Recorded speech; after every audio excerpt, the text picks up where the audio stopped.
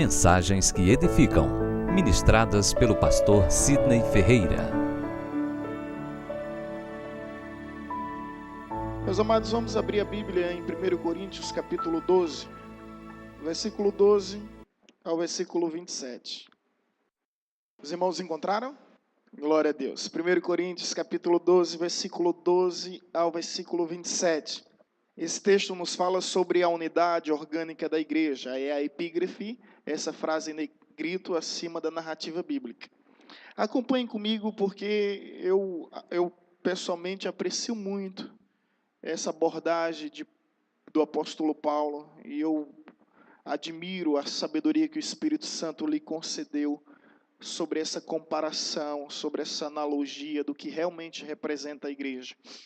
E assim está escrito, a partir do versículo 12, porque assim como um corpo é um e tem muitos membros, e todos os membros, sendo muitos, constituem um só corpo, assim também com respeito a Cristo, pois é um só Espírito.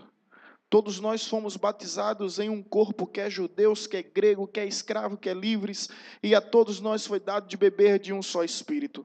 Porque também o corpo não é um só membro, mas muitos. Se disser o pé, porque não sou mão, não sou do corpo, nem por isso deixa de ser do corpo. Se o ouvido disser, porque não sou olho, não sou do corpo, nem por isso deixa de o ser. Se todo o corpo fosse olho, onde estaria o ouvido? Se todo fosse ouvido, onde o olfato? Mas Deus dispôs os membros, colocando cada um deles no corpo como lhe aprouver. Se todos, porém, fosse um só membro, onde estaria o corpo? O certo é que há muitos membros, mas um só corpo. Não podem os olhos dizer à mão, não preciso de ti, nem ainda a cabeça aos pés, não preciso de vós. Pelo contrário, os membros do corpo que parecem ser mais fracos são necessários, e os que nos parecem menos dignos no corpo, a esses damos muito maior honra. Também os que em nós não são decorosos, revestimos de especial honra, mas os nossos membros nobres não têm necessidade disso. Contudo, Deus coordenou o corpo, concedendo muito mais honra àquilo que menos tinha, para que não haja divisão no corpo. Pelo contrário, cooperem os membros com igual cuidado, em favor um dos outros, de maneira que se um membro sofre, todos sofrem com ele. E se um deles é honrado, com ele todos se regozijam. Ora, vós sois o corpo de Cristo e individualmente membros deste corpo. Amém. Que Deus abençoe esta palavra e esta reflexão sobre este capítulo 12, sobre essa narrativa que fala sobre os membros do corpo. Bem, queridos, a Bíblia nos apresenta diversos símbolos que descrevem o que representa a igreja. Alguns deles eu estarei citando aqui. A Bíblia apresenta a igreja como edifício, como uma casa, como uma lavoura, como uma noiva, como um santuário, como um rebanho, como família, como a coluna e a baluarte. Entre outras simbologias, a mais importante é justamente essa que foi lida: o corpo de Cristo. A igreja representa, em sua essência, o corpo de Cristo. O corpo onde Ele é o cabeça e nós somos os membros. Por corpo entendemos que a igreja é muito mais que uma organização humana. É um organismo vivo e espiritual onde existe a unidade, onde deve existir a cooperação de todos os membros para o crescimento e edificação de um corpo. Eu fiz um certo comentário nesse estudo, nesse curso de membresia que está sendo lecionado agora, um paralelo que achei bem interessante, que diz o seguinte: um tijolo sozinho é apenas um tijolo e nunca será um edifício. Não é verdade? Uma ovelha sozinha é apenas uma ovelha e nunca será um rebanho. Um soldado sozinho é apenas um soldado e nunca será um exército. Da mesma forma que um membro sozinho é apenas um membro, nunca será um corpo. Isso é muito importante nós compreendermos, porque Jesus, em determinadas ocasiões, ele vai nos falar com deveras precisão a importância da unidade. E Jesus nos diz: onde estiver 2 ou mais reunidos em meu nome, eu lá estarei. Quer dizer que se estivermos sozinhos em um lugar, Ele não estará? Lógico que Ele estará, porque Ele é onipresente. E o que é onipresença? É essa capacidade de estar em todos os lugares e ao mesmo tempo ter todos os lugares diante de si. Mas o que o texto quer nos dizer, o que Jesus quer nos ensinar na realidade, é que Ele espera pela nossa unidade. Quando estamos juntos, onde tiver 2 ou mais, Ele se fará presente. É que Deus, apesar de estar presente em todos os lugares, Ele manifesta a sua presença onde existe unidade, onde existe comunhão, onde comungamos como irmãos. Da mesma forma, não sei se você lembra, quando diz o que 2 ou mais ligares na terra será ligado nos céus, e o que 2 ou mais desligar na terra também será desligado nos céus. Por que mais essa ênfase de 2 a mais? Por causa da unidade. Quer dizer que você sozinho Deus não te ouve? Quer dizer que Deus não escuta a tua oração? Não, não é isso. O que a Bíblia está falando? O que a Bíblia está falando é que Deus espera e aprecia a nossa unidade. Deus aprecia a nossa comunhão. Entendermos que sozinhos somos apenas um membro. Juntos é que formamos o corpo. Esse corpo tem a cabeça. E o cabeça desse corpo é Cristo. É por isso que nós entendemos o curso de membresia. O que é o curso de membresia? Você está entrando na igreja, ou então você faz parte da igreja e de repente ainda não entendeu a importância da membresia. Você é membro do corpo, sozinho você não é o corpo. Isso significa que eu preciso de ti, você precisa de mim, que nós precisamos de Cristo, até o fim, como diz a canção, né? Sem parar, sem temer, sem vacilar.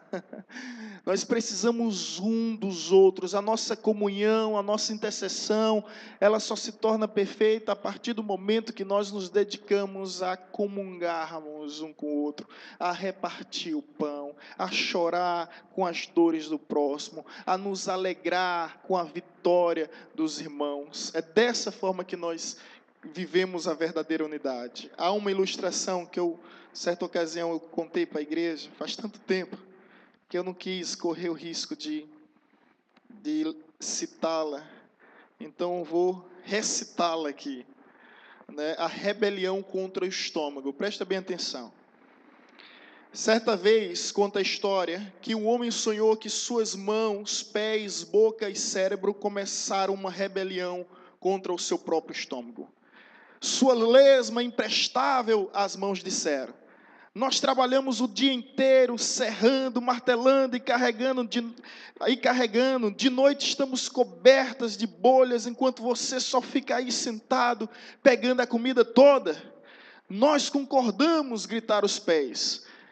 Pense só como nós andamos para lá e para cá o dia inteiro, e você só fica se estupindo, seu porco ganancioso, cada vez mais pesado para a gente carregar. Isso mesmo, choramingou a boca. De onde você pensa que vem toda a comida que você digere? Eu é que tenho que mastigar tudo, e logo que termino, você suga tudo. Acha isto justo? E eu, gritou o cérebro, você acha que é fácil ficar aqui em cima, tendo que pensar de onde vai vir a sua próxima refeição, e ainda por cima não ganho nada pelas minhas dores? Um por uma, as partes do corpo aderiram às reclamações contra o estômago, que não disse coisa alguma. Tenho uma ideia, o cérebro finalmente anunciou. Vamos todos nós rebelar contra este estômago preguiçoso e parar de trabalhar para ele. Que bela ideia, concordaram todas as outras partes do corpo, e todos pararam de trabalhar. As mãos se recusaram a levantar ou carregar as coisas, os pés se recusaram a andar, a boca prometeu não mastigar nem engolir mais, o cérebro jurou que não teria nenhuma ideia brilhante. No começo, o estômago roncou um pouco, mas depois ficou quieto. A essa altura dos acontecimentos, o homem que estava sonhando descobriu que não conseguia mais andar. Não conseguia segurar nada nas mãos, não conseguia nem abrir a boca e começou a ficar doente. A cada dia que passava, o homem, seu sonho se sentia cada vez mais pior. Enquanto isso, Mãos, pés, boca e cérebro só ficavam à toa, cada vez mais fraco. No início, se agitava um pouco para escarnecer do estômago, mas pouco depois não tinha mais energia. Foi quando ouviu-se uma voz fraca vindo dos pés. Pode ser que estivéssemos enganados. Talvez o estômago estivesse trabalhando o tempo todo, ao jeito dele, da forma dele. Estava pensando a mesma coisa, murmurou o cérebro. Devemos admitir nosso erro, disse a boca. O estômago tem tanto trabalho a fazer quanto as mãos, os pés, o cérebro e os dentes. Concordaram todos. Então vamos todos voltar ao trabalho, gritaram juntos, e nisso o homem acordou. Para seu alívio, descobriu que os pés estavam dando de novo. As mãos seguravam a boca mastigava e o cérebro agora pensava com clareza. Começou a sentir muito melhor. Bem, eis aí uma lição para mim, ele pensou enquanto enchia o estômago de café e pão de manhã.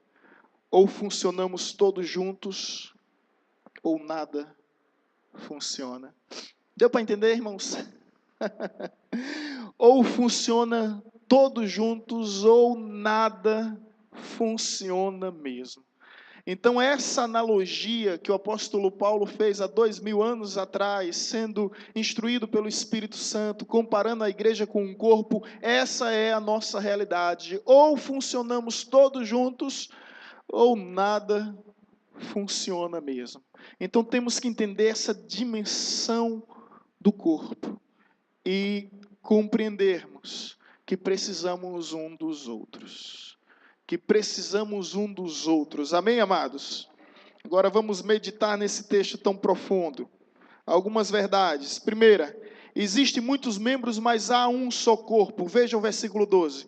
Porque assim como um corpo é um e tem muitos membros, e todos os membros sendo muito constituem um só corpo, assim também com respeito a Cristo.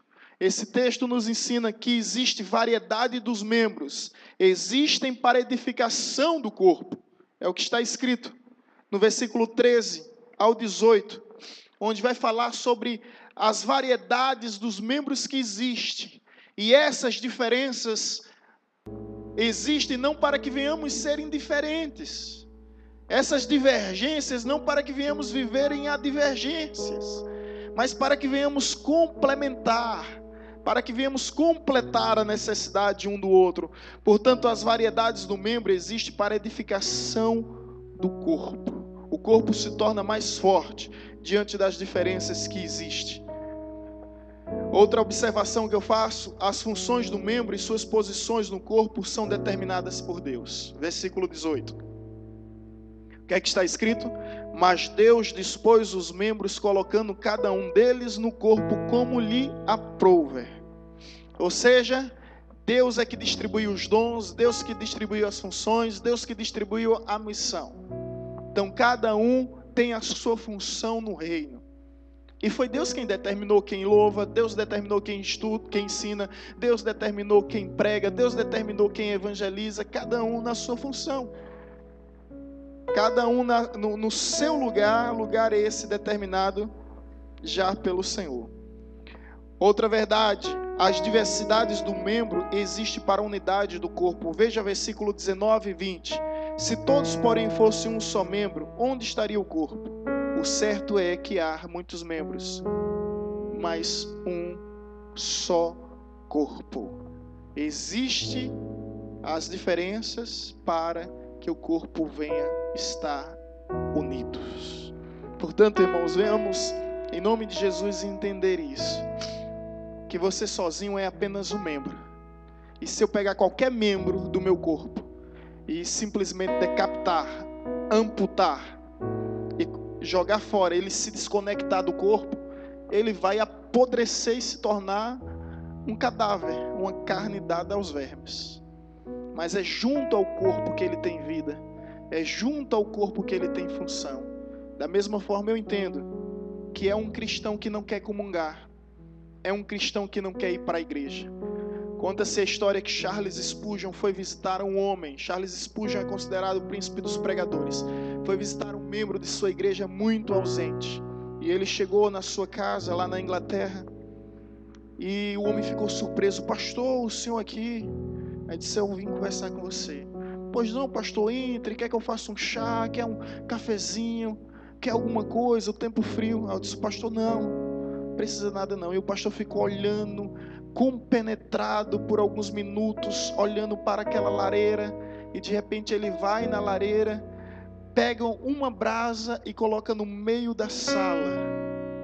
E fica só olhando para aquela brasa. Com o tempo ela vai perdendo a sua chama, o seu fogo, a sua intensidade. Vai perdendo, até se tornar carvão. Deixa de ser brasa para se tornar carvão. E o homem sem entender, e o pastor não falava nada, não mencionava sequer uma palavra, não havia expressão, ele só ficava observando. Ele, pastor, falou alguma coisa, e o pastor ali olhando. Quando aquela brasa tornou-se carvão, o pastor ergueu sua cabeça, que estava cabisbaixo, e disseram o que mesmo que você estava falando? Aquele homem estava em prantos. Eu entendi, pastor. Eu entendi. Longe da fogueira, por mais forte que seja uma brasa, ela se torna carvão.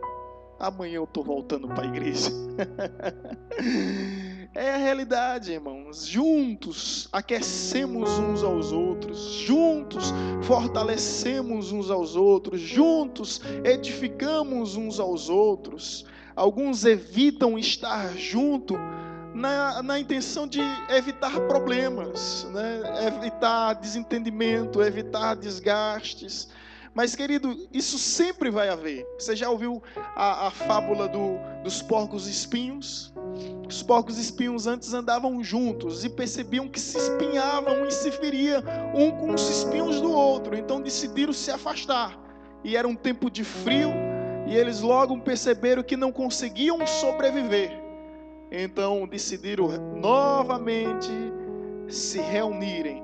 E alguém perguntou, por que vocês estavam juntos, se separaram e agora voltaram novamente a se unir? E eles disseram, para preservação da espécie, para que nós não venhamos entrar em extinção. Essa é a fábula do porco-espinho. E por isso que o porco-espinho até hoje existe. Você imaginou o porco-espinho num cruzamento, né, no relacionamento para a procriação? Deve ser doloroso, né? Já pensou no cruzamento do porco-espinho? Já viu essa cena, ou menos, não? Eu também não. Mas deve ser doloroso, né? É a fêmea dizendo, um pouquinho mais para lá, e o macho, um pouquinho mais para cá, tentando encaixar no outro ali. Mas é assim a vida. E quer queira, quer não, todos os relacionamentos têm desgaste, todos os relacionamentos têm desentendimento. O importante é quando nós compreendemos que para cada problema existe solução, que são diante das dificuldades que nós nos fortalecemos e nos tornamos melhores e maiores. É como aquela frase que eu gosto de citar, que diz, olha, juntos, ou melhor, sozinhos somos mais rápidos. É verdade, mas juntos vamos muito mais longe. Sozinho a vida pode ser até mais confortável, mas juntos a tornamos muito mais segura. E é por isso que a Bíblia diz, é melhor serem dois do que um, porque se um cair, o outro levanta. Se um tiver com frio, o outro esquenta. Mas ai, porém, daquele que estiver só. E isso significa membresia, estarmos juntos.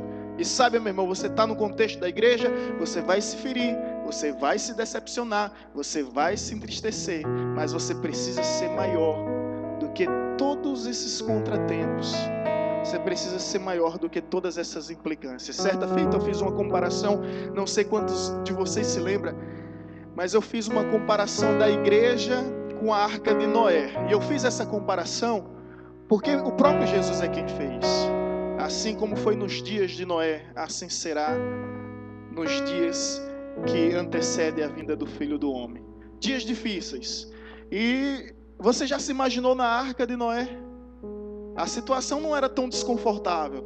Você já viajou em alguma embarcação?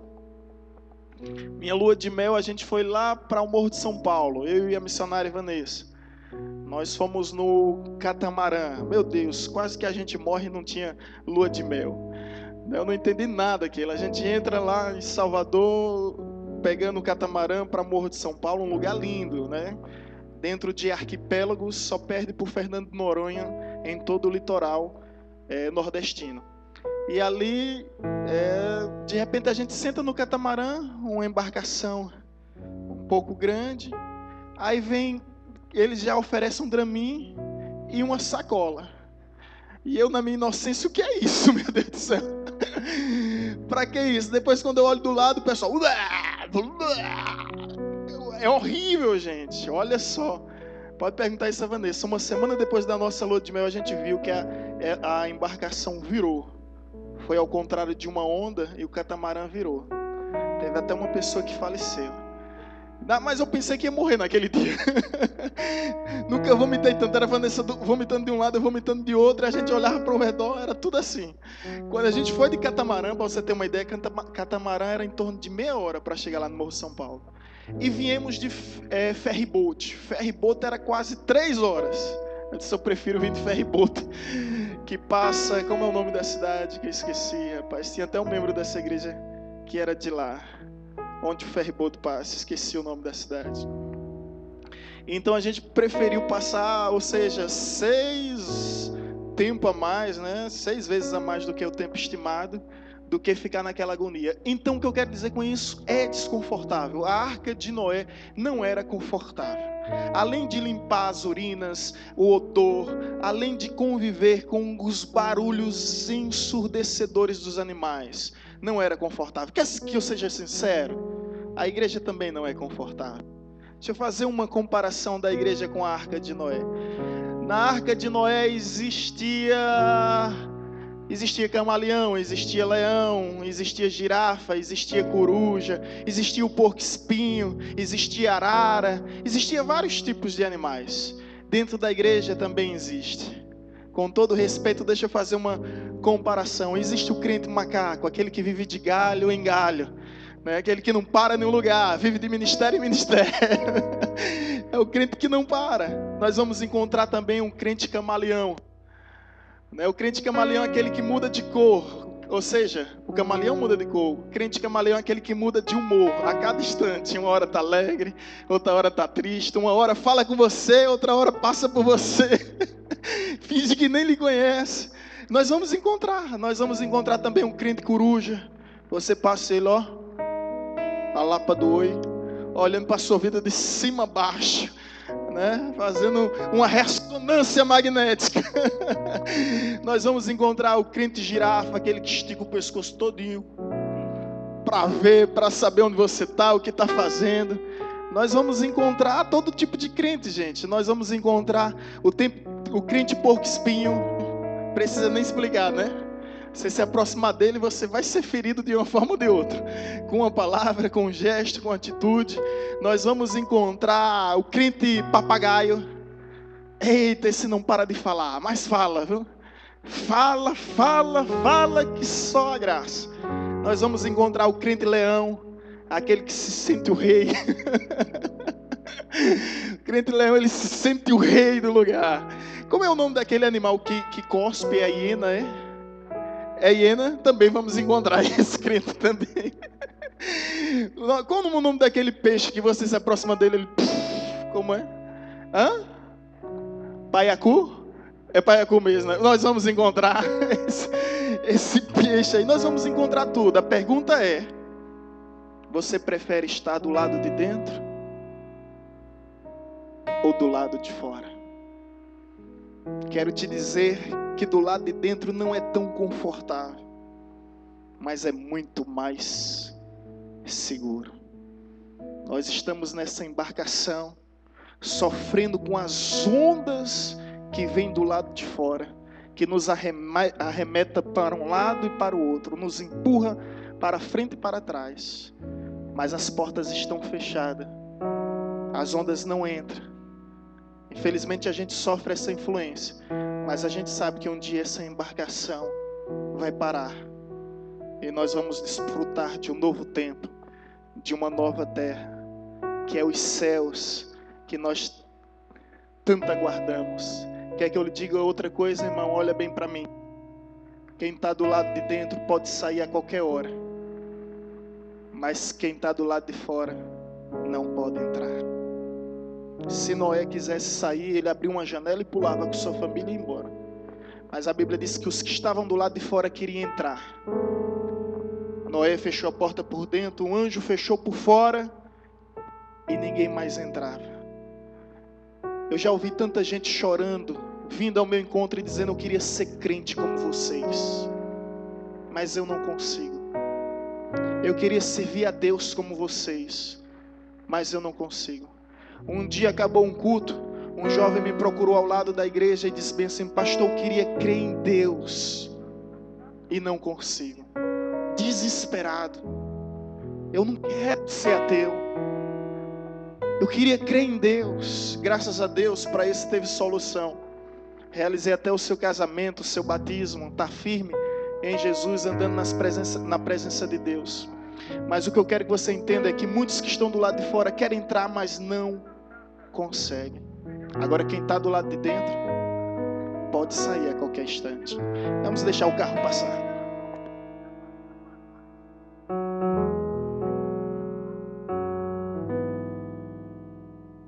Ele foi gentil. Rapaz, o camarada foi gentil. Depois eu vou comprar uma melancia a ele. Carla tá desejando a melancia, Johnny? É? Oh. Pensei que era melancia. Carla pode, tá? Voltando ao texto, irmão. São todos os membros necessários para o corpo. Veja versículo 21 e versículo 22. Não pode os olhos dizer à mão: não preciso de ti, nem ainda a cabeça aos pés: não preciso de vós. Pelo contrário, os membros do corpo que parecem ser mais fracos são necessários. Ou seja, precisamos um dos outros. Imagine se entrar em contradição. De repente sua boca está seca, precisa de água. Sua mão não quer se esticar ao ponto de pegar o copo. E seu pé não sai do lugar. Quem vai perder nessa história toda? Através dessas contradições, através dessas intrigas. Quem é que vai sofrer? O corpo todo. É como disse a ilustração da rebelião contra o estômago.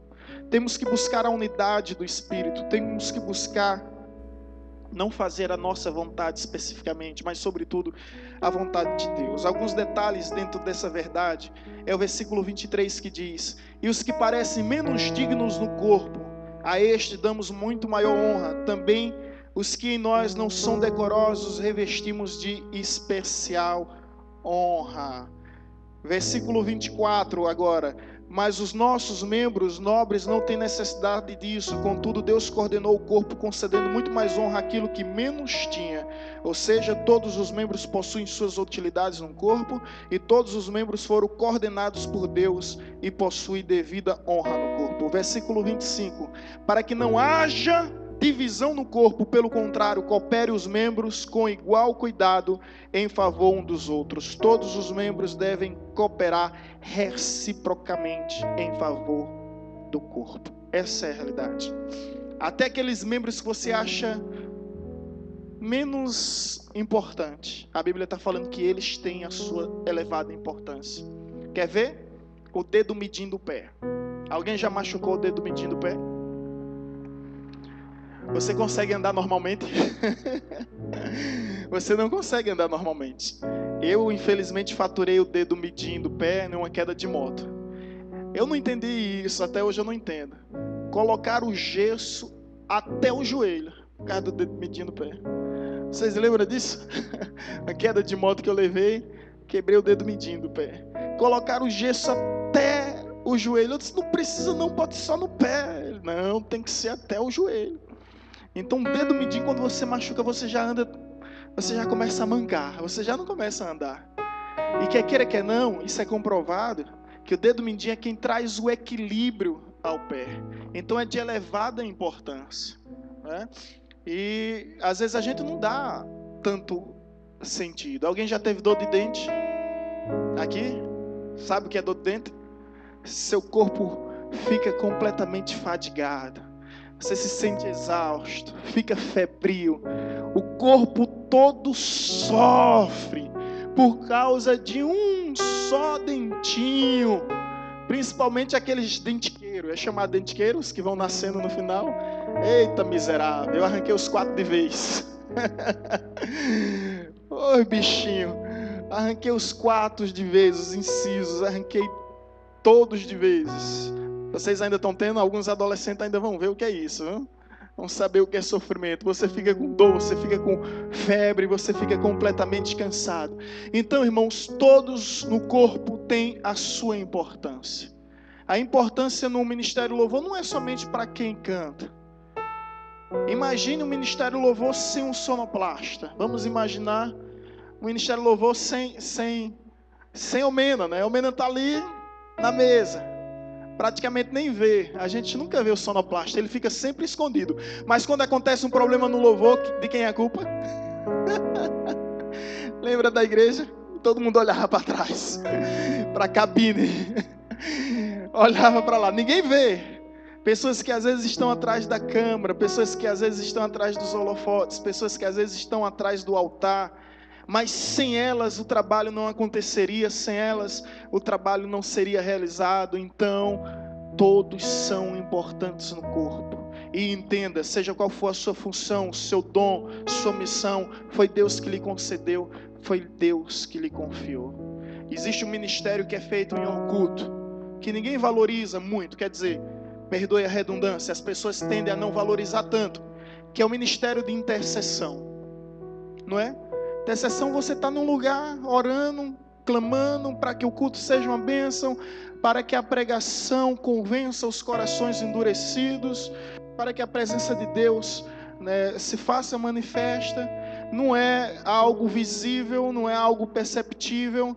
Um dos maiores pregadores da história, eu li isso no livro Heróis da Fé, enquanto ele pregava, o altar dele, o altar da igreja dele, tinha uma sala subterrânea, e ficava naquela sala várias pessoas intercedendo, e cada pregação era multidões de pessoas se convertendo, por causa da intercessão.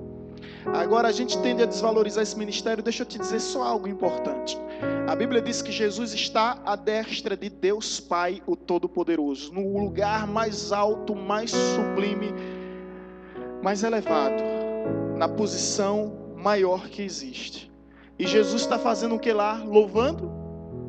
Não. Pregando? Não. Ensinando? Não. O que é que Jesus está fazendo lá?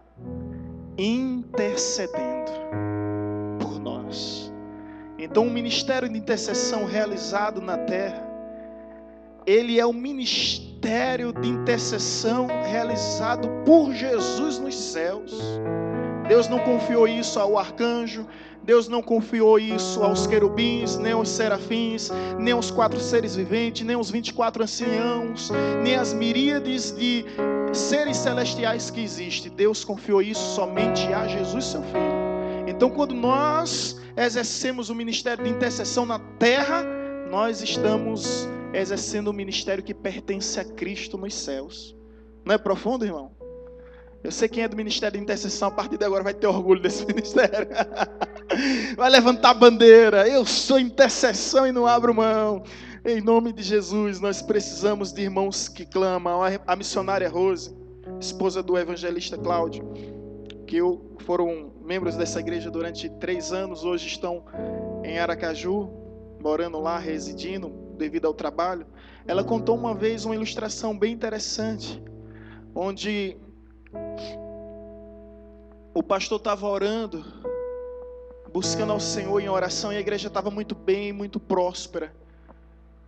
E o pastor perguntava: meu Deus, meu Senhor, a quem eu devo atribuir todo esse sucesso da igreja?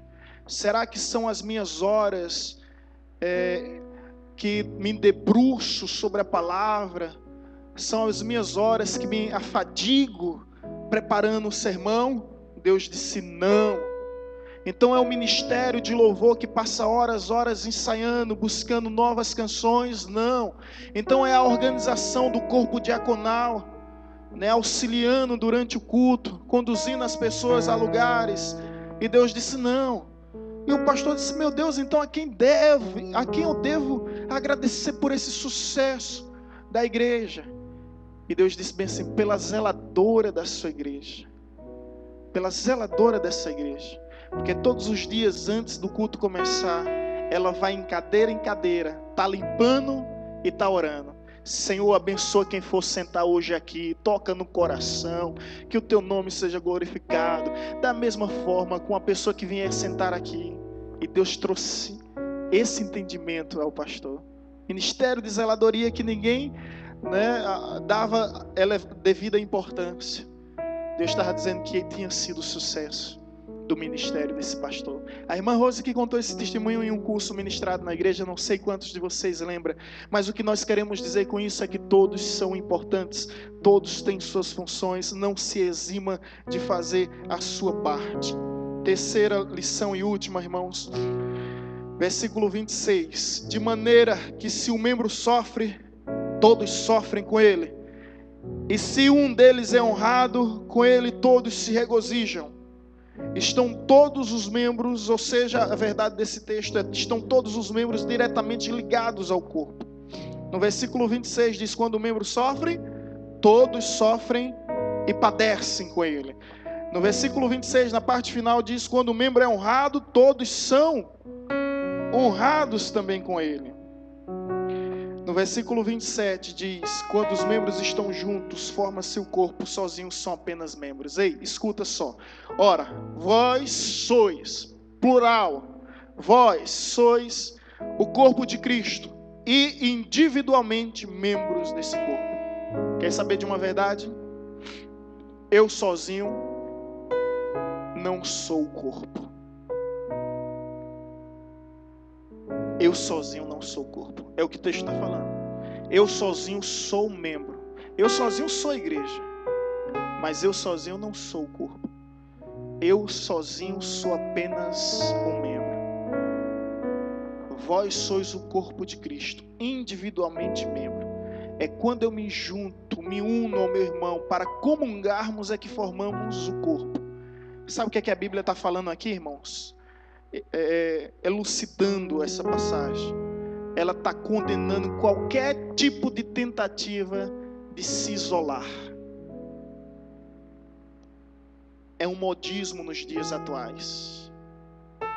Está escrito em provérbio, aquele que se isola procura seus próprios interesses.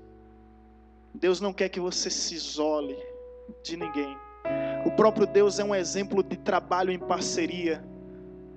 Gênesis 1, versículo 26. Façamos o homem a nossa imagem e semelhança. Olha o plural, façamos. Deus não é individualista, Ele poderia fazer tudo sozinho, mas Ele decidiu trabalhar em parceria. Façamos. Então Deus não quer que você se isole em cultos virtuais. Tem pessoas que não querem ir para a igreja porque acham que ligando na internet, ouvindo uma canção, ouvindo uma pregação, já fez o seu culto. E pior, existem igrejas que estão oferecendo ceias pela internet. E eu pergunto, com quem é que você vai trocar o seu cálice? Ceia hoje pela internet. Pegue sua ceia, pegue o seu pão. Com quem é que você vai trocar o cálice? Com quem é que você vai dizer, olha, eu te amo em Cristo Jesus? É na comunhão que nós crescemos, é na comunhão que nós somos edificados pelo Espírito Santo. Precisamos comungarmos uns com os outros. Individualmente somos membros uns dos outros. Coletivamente somos membros do corpo de Cristo Jesus. Vamos ver isso? Vamos abrir a Bíblia em Romanos capítulo 12.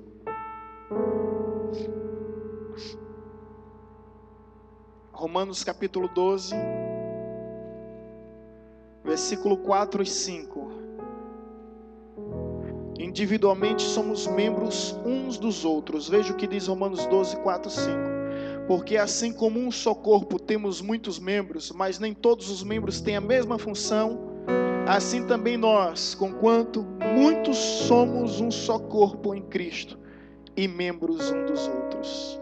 Ou seja, Nós não somos simplesmente membros do corpo. Nós somos membros um dos outros. O que isso significa? Há pessoas que dizem, eu só sirvo a Jesus, eu só sirvo a Jesus. Esquece que a melhor forma de servir a Deus, sabe qual é? É servindo ao próximo. Sabe qual é a melhor forma de amar a Deus? É amando o próximo. De modo que está escrito, como é que você diz que ama a Deus, que nem vê, e é incapaz de amar o seu irmão a quem vê? Hipócrita. De modo que diz que aquele que odeia seu irmão é homicida, é assassino. É assassino. Então a única forma de amar a Deus é amando o próximo. A única forma de servir a Deus é servir o próximo. Jesus falou como será o interrogatório do juízo final. E o que me surpreende nos questionamentos é que não são perguntas teológicas, nem filosóficas, não são perguntas baseadas nas conjecturas do psique, não é perguntas dessa natureza. As perguntas são simples. Jesus disse que no juízo, no grande dia do julgamento final, vai perguntar: estive com sede, deste-me de beber? Estive com fome, deste-me de comer? Estive preso, foste me visitar? Estive enfermo, foste me acompanhar? A cada um que fizeste um bem desses, a mim me fizeste. Ou seja, seremos julgados por aquilo que fizemos, de acordo com o que tínhamos, com o que sabíamos, com o que conhecíamos e com o que podíamos. Aquele que sabe que deve fazer o bem e não faz, peca. Então, quer servir a Deus, irmãos? Aprenda a servir ao seu irmão. Quer amar a Deus? Aprenda a amar ao seu irmão. Somos membros um dos outros. É o que o texto está falando. Somos membros do corpo, sim, mas também somos membros um dos outros. E agora 1 Coríntios 6,15. 6,15. Amém? Assim está escrito: não sabeis que os vossos corpos são membros de Cristo? E eu, porventura, tomaria os membros de Cristo e os faria membros de meretrizes? Absolutamente não. Parte inicial: não sabeis que os vossos corpos são membros de Cristo? Coletivamente, somos membros de Cristo, do corpo de Cristo. Individualmente, somos membros um dos outros. Eu preciso te servir. E quer saber? Como cristão, essa é minha maior vocação. Nossa maior vocação não é cantar, nem cantar. Nossa maior vocação não é louvar. Nossa maior vocação não é pregar. Nossa maior vocação não é ensinar. Não é apresentar de forma maravilhosa uma peça teatral, ser capaz de representar através da dança, através do teatro. A nossa maior vocação como cristão, sabe qual é, irmãos? Servir.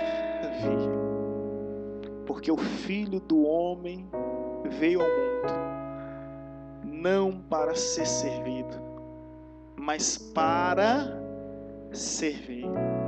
Se o meu louvor está servindo, glória a Deus.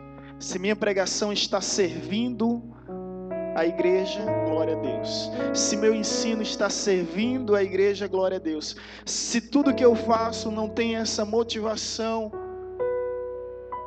de servir, então torna-se completamente inútil.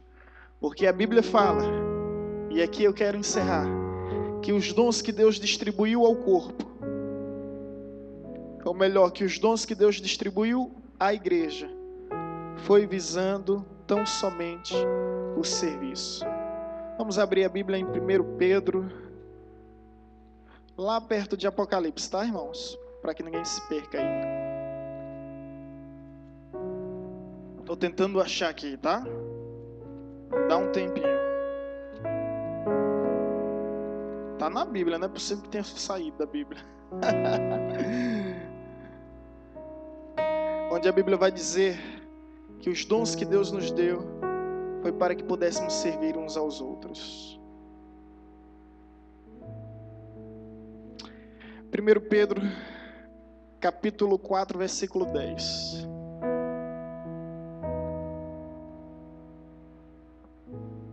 Por um momento eu pensei que tinha saído da Bíblia, quase que eu fico nervoso aqui. 1 Pedro 4, 10. Escuta só, irmão. Servi uns aos outros, cada um conforme o dom que recebeu, como bons dispenseiros da multiforme graça de Deus. Ei, para que Deus te deu esse dom? Você não sabia?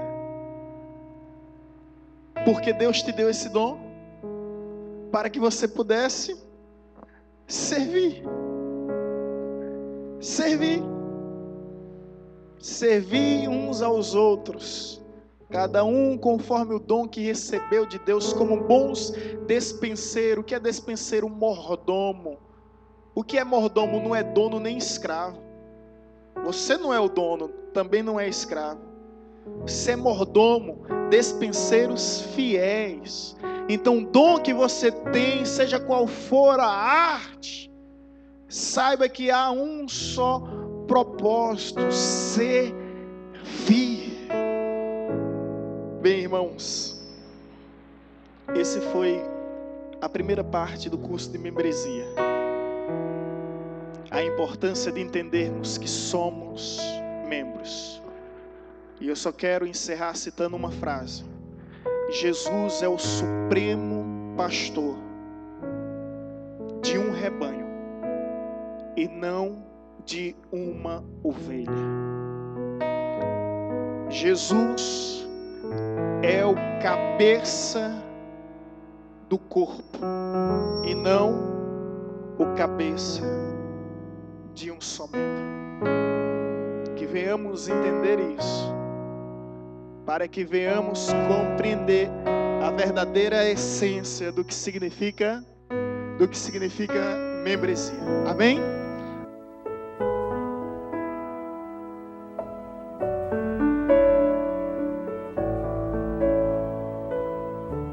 Você acabou de ouvir uma mensagem ministrada pelo pastor Sidney Ferreira, da Igreja Batista Evangelizadora.